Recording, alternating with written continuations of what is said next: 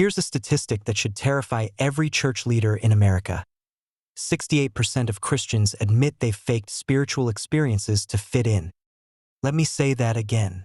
More than 2/3 of people in your church have pretended to feel something they didn't feel, claimed to experience something they never experienced, and performed faith they don't actually have, because they were afraid of being exposed as frauds. But here's the even more disturbing data. According to extensive research by the Barna Group, only 31% of Christians report having a transformative spiritual experience in the past year. That means 7 out of 10 Christians went an entire year without experiencing anything they'd describe as genuinely spiritual or transformative. Yet if you attend their churches, you'd never know it, because what you see is performance. Hands raised during worship, eyes closed during prayer, testimonies of God's faithfulness, public displays of devotion. But behind closed doors, silence, emptiness, the exhausting effort of maintaining a spiritual image that has no substance behind it. A recent study found that 43% of regular church attendees privately describe their faith as going through the motions. Another survey revealed that 56% of Christians feel pressure to appear more spiritual than they actually are. So if the majority of Christians are performing rather than experiencing, if most people in church are faking it to fit in, if the spiritual life we see in public bears almost no relationship to what people actually experience in private, then we need to ask an urgent question. Has American Christianity become a performance-based religion where authenticity is punished and pretending is required? Today, we're exposing one of the most widespread but least discussed crises in American faith: the epidemic of performed Christianity. The gap between public spirituality and private reality. The exhausting burden of maintaining a facade of faith when there's nothing genuine underneath. This is going to be uncomfortable. Some of you will recognize yourselves in these statistics and feel exposed. Others will feel defensive. But this conversation is desperately needed. Because if Christianity has become primarily theater, if we're actors playing spiritual roles rather than people genuinely encountering God, then we've lost something essential. And the casualties are everywhere. Before we can address the performance crisis, we need to understand what authentic faith has historically looked like, because we need a baseline to measure against. Throughout Christian history, genuine faith has been characterized by transformation, not just information or performance. The Apostle Paul wrote in 2 Corinthians 5:17, "If anyone is in Christ, the new creation has come. The old has gone, the new is here." Christianity was never meant to be external compliance with religious expectations. It was meant to be internal transformation that manifests externally. Look at the early church in Acts. These weren't people going through religious motions. They were people whose lives had been radically transformed by an encounter with the risen Christ. They spoke with boldness despite persecution. They shared possessions sacrificially. They demonstrated supernatural peace in suffering. They turned the Roman world upside down. Not because they were performing spirituality, but because they had experienced something real that changed them fundamentally. The Desert Fathers and Mothers of the 3rd and 4th centuries withdrew into solitude not to perform for anyone but to pursue authentic encounter with God. No audience, no applause, just brutal honesty before God in the wilderness. The Reformation martyrs didn't die for theological performance. They died because they had encountered truth that was more real to them than their own lives. Revival movements throughout history, the Great Awakenings, the Welsh Revival, the Azusa Street Revival, were characterized by genuine spiritual experience that transformed lives, not by better religious performance. Christian mystics across the centuries, Teresa of Avila, John of the Cross, Julian of Norwich, wrote extensively about the difference between performed religion and authentic encounter with God. They warned repeatedly against the danger of external religiosity without internal reality. Throughout 2,000 years of Christian history, authentic faith has been marked by transformation over time, actual change in character, priorities, and behavior, not just religious activity. Genuine encounter with God, experiences of divine presence, conviction, comfort, guidance that are real and personal, not manufactured. Internal conviction, beliefs held because you've wrestled with them and found them true, not just because you were told to believe them. costly obedience, following Jesus even when it's difficult, inconvenient, or countercultural, not just when it's socially rewarded. Honest struggle, admitting doubts, questions, and failures rather than pretending to have perfect faith. Private devotion that matches public display. What you do when no one's watching reflects what you claim in public. That's authentic faith. That's what Christianity has always been at its best. Not perfect people, but honest people. Not flawless performers, but genuine seekers. Now let's contrast that with what research reveals about American Christianity today. 68% of Christians admit they've faked spiritual experiences. That's more than 2/3. Think about what that means. In any given church service with 300 people, roughly 200 have pretended at some point to feel something they didn't feel, to experience something they never experienced. During worship, when hands go up across the congregation, how many of those people are genuinely moved by worship and how many are just doing what's expected? The data suggests the majority are performing. When people testify about God's faithfulness, answered prayers, or spiritual breakthroughs, how many are authentic and how many are crafted to sound spiritual because that's what good Christians do? Based on these statistics, most testimonies are either embellished or entirely fabricated. If you're appreciating this unflinching honesty, if you're realizing this analysis is unlike anything else you've seen, subscribe now. Hit that notification bell, because this investigation continues and the truth needs to be told. Here's another devastating statistic. Only 31% of Christians report having had a transformative spiritual experience in the past year. That means 7 out of 10 Christians, people who attend church, identify as Christian, perhaps even serve in ministry, went an entire year without experiencing anything genuinely spiritual. No moment of encountering God, no experience of divine presence, no answered prayer that actually impacted them, no transformation they could point to, nothing. But you'd never know it from their public presentation, because the performance continues.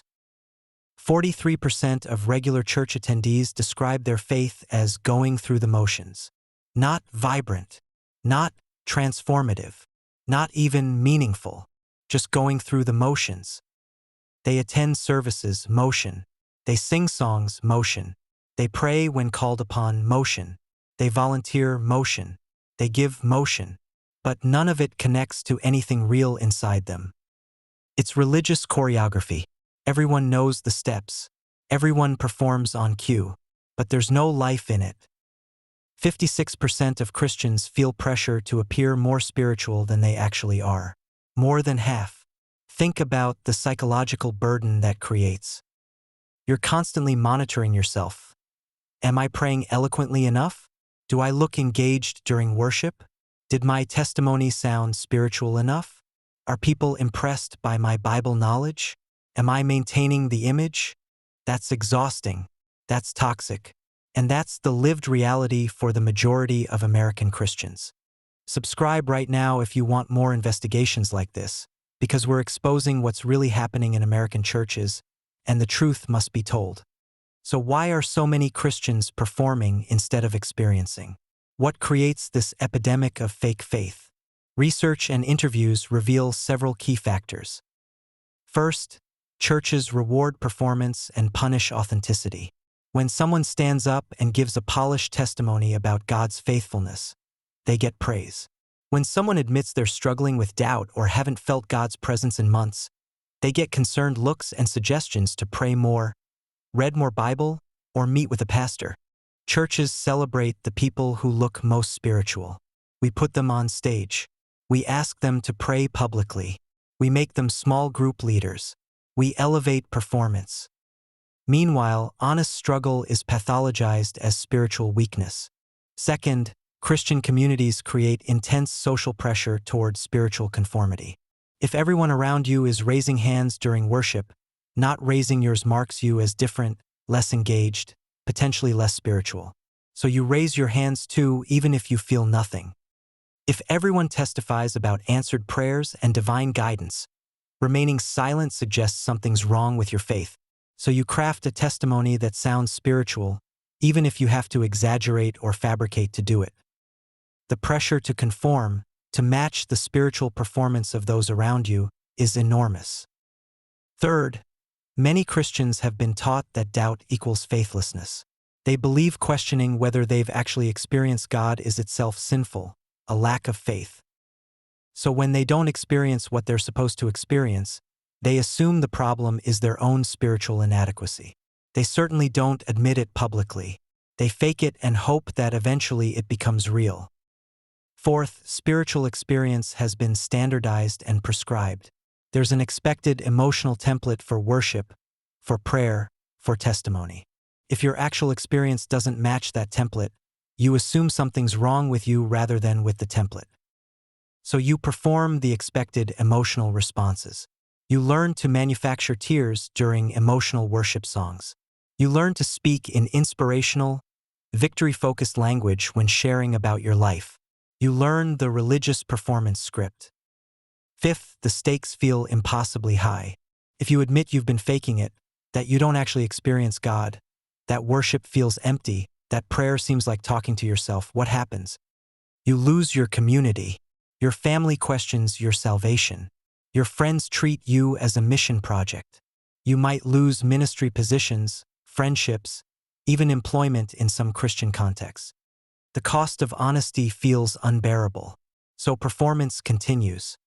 And sixth, many people genuinely don't know what authentic faith looks like. They've only ever seen performance. They were raised in churches where everyone performed. They assume that's just what Christianity is, going through religious motions and maintaining spiritual appearances.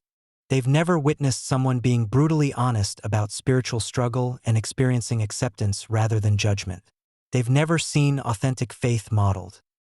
If this is opening your eyes, if you're seeing patterns you hadn't recognized, you absolutely must subscribe. Click that button now, because we're going deeper into what others are afraid to examine. The performance trap doesn't just create fake faith. It actively harms people in devastating ways. Research on religious trauma has exploded in recent years precisely because so many people have been damaged by performance-based Christian environments. First, performing faith creates profound isolation and loneliness. You're surrounded by people but can't be honest with any of them. You're dying inside but have to pretend you're thriving spiritually. One former church leader told researchers, "I'd preach on Sundays about the joy of the Lord while battling suicidal thoughts. I'd counsel people about prayer while I hadn't genuinely prayed in years. I was completely alone in a congregation of hundreds." That isolation breeds despair. You believe everyone else has real faith and you're the only fraud. The shame becomes crushing. Second, it creates toxic shame and self-loathing. When you're constantly performing spirituality you don't feel, you start hating yourself. You're a hypocrite, a fraud, a fake. Studies show that people trapped in religious performance report significantly higher rates of depression, anxiety, and self-harm than those who either have authentic faith or have left faith entirely. The worst place to be is trapped in the middle, unable to access real faith but unable to leave the performance. Third, it leads to burnout and eventual crisis. You can't maintain a facade forever. The effort is too exhausting. Eventually, something breaks. Some people have complete breakdowns, mental health crises triggered by years of internal dishonesty and external pressure.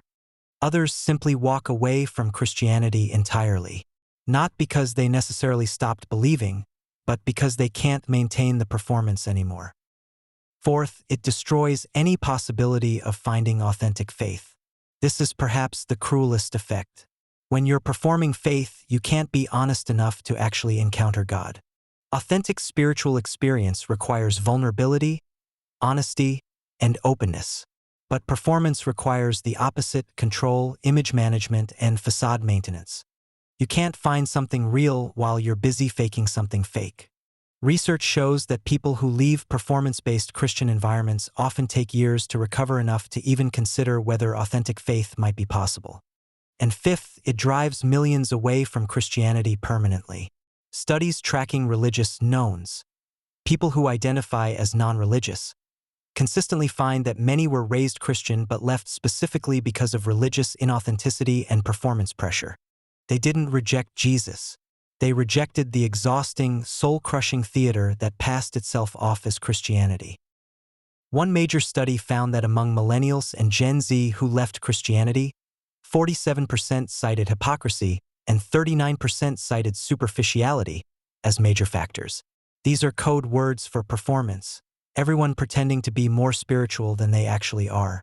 So how did American Christianity become so thoroughly performance-based? This didn't happen overnight. Let's trace the factors. First, the church growth movement of the 1980s and beyond prioritized attendance and appearance over transformation. Churches competing for members in a religious marketplace learned to create impressive Sunday experiences, professional music, engaging speakers, emotional atmosphere. But creating an impressive weekly performance is very different from fostering authentic spiritual transformation. The first can be manufactured.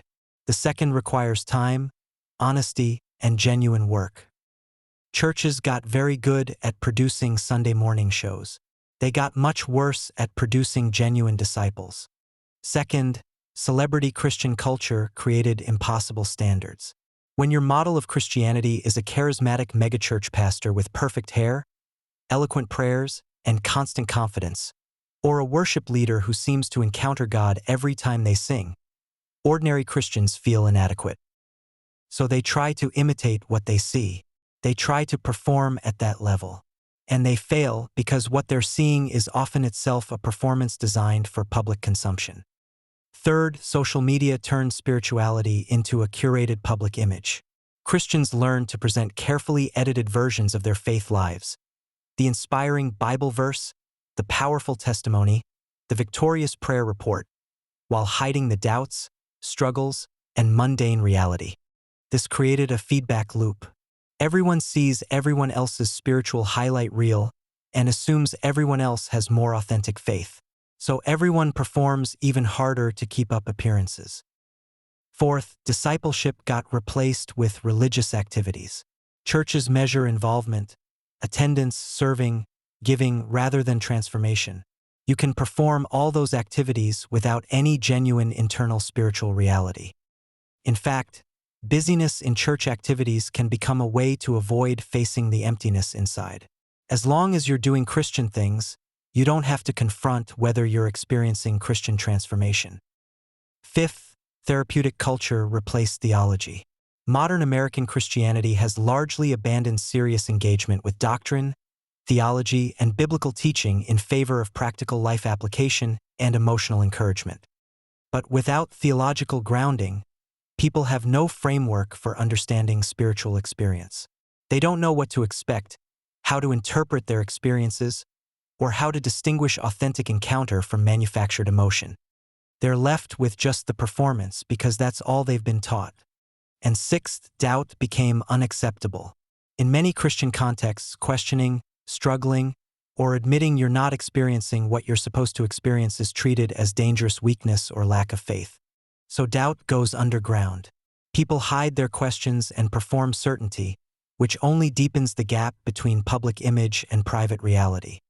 If you're nodding along, if you're realizing you need more content like this, hit that subscribe button and bell icon right now. We're building a community that values truth over comfortable lies. So what does authentic faith actually look like? How do you recognize it when so much around you is performance? Authentic faith admits uncertainty. It says, I don't have all the answers. I'm not sure about everything, but I'm choosing to move toward God despite my doubts. Research on lasting faith consistently finds that people who acknowledge doubt rather than suppress it develop stronger, more resilient faith over time. The performance of certainty is brittle. Honest faith with room for questions is flexible and enduring. Authentic faith is vulnerable. It risks being seen as you actually are, struggling, questioning, imperfect, rather than maintaining a spiritual image. Brené Brown's research on vulnerability applies powerfully to faith. She found that genuine connection requires vulnerability. You can't connect authentically while performing. And spiritual life is fundamentally about connection, with God and with others. Authentic faith prioritizes transformation over appearance. It measures success by internal change. Am I becoming more loving, more patient, more whole, more at peace? It doesn't primarily measure success by religious activities or public spiritual displays. Studies of genuine Christian transformation, cases where people demonstrably changed over time, show that internal transformation almost always preceded external religious performance, not the other way around. Trying to change from the outside in do more Christian things and hope you become more Christian rarely works. Real change happens inside first and then manifests outward. Authentic faith is often small and quiet. It's the mustard seed Jesus talked about, tiny, almost invisible but real. It doesn't need an audience. It doesn't require validation. Some of the most authentic Christians researchers have studied are not the visible, vocal ones but the quiet ones serving without recognition, praying without telling anyone, transforming without making announcements. Authentic faith can sit with mystery and not knowing. It's comfortable saying, I don't understand, and I don't know how to explain this. Performance needs everything nailed down and defensible. Real faith can live in the questions. So what's the way forward? How do we move from a performance-based Christianity to authentic faith? First, we must create spaces where honesty is rewarded, not punished. Churches need to actively celebrate vulnerability, doubt, and struggle rather than demanding spiritual perfection. Research on healthy Christian communities shows that churches where leaders model vulnerability and make space for questions have much higher rates of genuine spiritual formation than churches that demand performance. Second, we need to stop measuring what can be measured and start valuing what matters. Attendance and involvement are easy to track. Transformation is not. But if we only measure what's easy, we end up prioritizing performance over reality. Third, we must challenge celebrity Christianity. Stop platforming pastors and leaders who present impossible standards of spiritual confidence and constant victory. Elevate honest voices willing to admit struggle. Fourth, we should teach people what authentic spiritual experience actually looks like. It's not always emotional. It's not always dramatic. Sometimes it's quiet, ordinary moments of peace, conviction, or clarity. Sometimes it's nothing, long seasons of feeling spiritually dry. That's normal. That's authentic. People need to know that. Fifth, we need to embrace doubt as part of faith, not the enemy of faith. Create spaces, small groups, classes, resources, specifically for people who are questioning and struggling. Research shows that communities that normalize doubt actually have higher long-term retention than communities that suppress it. And sixth, we must prioritize formation over information or performance. Spiritual transformation requires time, relationship, honesty, and practice. It can't be manufactured in a Sunday service or achieved by checking religious boxes. Churches need to invest in long-term, intensive discipleship processes that actually form people spiritually rather than just informing them or involving them in activities. Here's the uncomfortable reality. If we're honest about the data, 68% faking spiritual experiences, 70% having no transformative experiences annually, 56% feeling pressure to appear more spiritual than they are. American Christianity is in profound crisis. The majority of people sitting in churches every Sunday are performing rather than experiencing, going through motions rather than being transformed, maintaining spiritual images that have little to no connection to spiritual reality. This is unsustainable. People can only perform for so long before they burn out, break down, or walk away. We're already seeing this in the massive exodus from Christianity, particularly among younger generations. They're not leaving because they carefully examined Christian doctrine and found it intellectually deficient. They're leaving because they're exhausted from pretending. They were raised in churches that demanded performance. They performed as long as they could, and eventually they couldn't do it anymore. So they left, not in apostasy, but in honesty. Not because they rejected Jesus, but because they couldn't find Jesus in the religious theater that claimed his name. And here's what should terrify church leaders. The people leaving are often not the least spiritual but the most honest. The ones brave enough to admit the emperor has no clothes. The ones unwilling to keep pretending. Meanwhile, the performative Christianity continues. The show goes on. Everyone plays their parts. And the gap between public spirituality and private reality keeps growing. If you call yourself Christian, you need to ask hard questions. Am I performing or experiencing? Do I raise my hands because I'm genuinely moved or because that's what I'm supposed to do? When I testify about God's faithfulness, am I sharing authentic experience or crafting an acceptable narrative?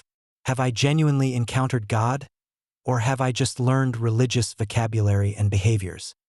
These aren't comfortable questions, but they're necessary, because a Christianity built on performance is no Christianity at all. It's theater. It's religious cosplay. It's exhausting, soul-crushing, ultimately meaningless activity. Authentic faith, even small, uncertain, struggling faith, is infinitely more valuable than elaborate, confident, well-performed fake faith. The statistics we've examined today reveal a crisis, but they also reveal an opportunity to stop the performance, to get honest, to create spaces where authenticity is welcomed rather than feared.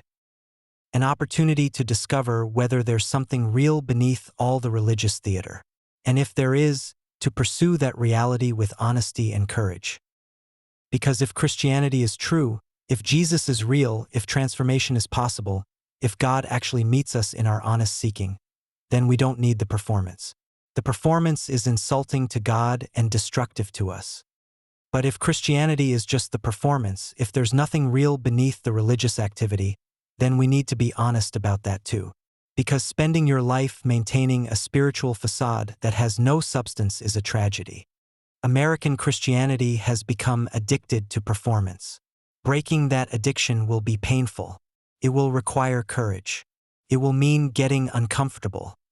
But the alternative, continuing the performance until the whole thing collapses, is far worse.